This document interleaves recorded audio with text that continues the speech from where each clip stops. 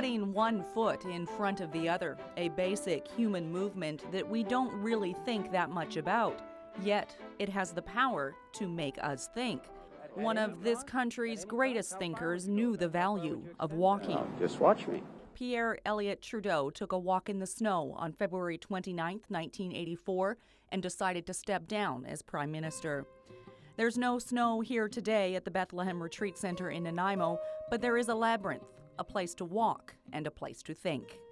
Carole Matthews, an Order of British Columbia recipient and author, developed breast cancer several years ago and turned to Labyrinths for guidance. What she got was self-awareness. If you're not in touch with your feelings, you're not really in full control of the choices you make, because you're being affected by things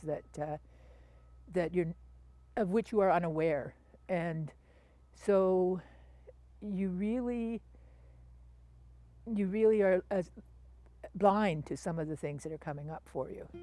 What came up for Carole she called cage: courage, awareness, gratitude, and enjoyment. This was what she needed to carry on through difficult times. This particular labyrinth is an 11-circuit medieval design that is a complex adaptation of the classic.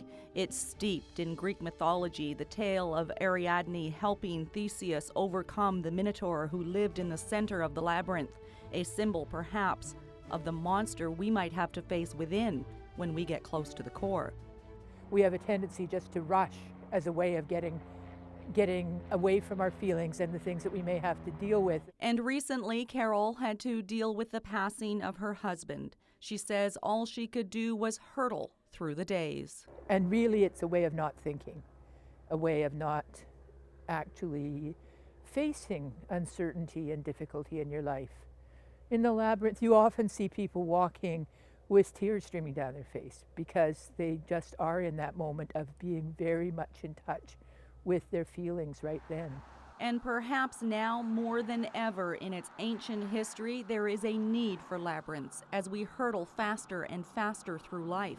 Here on the path, the way is clear. Your thoughts are contained in the same space that you walk. There's only one way in and one way out. Your thoughts don't get trapped like they would in a maze.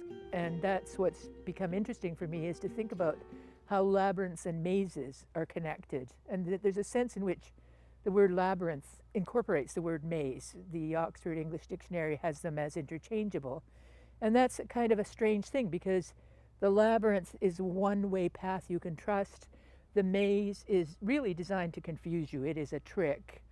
It is something that you can't solve by trust and intuition, that you have to use some other things like strategy and deduction and more thinking. Carole has written several books, 2 on her thoughts and experiences around labyrinths and cancer and aging.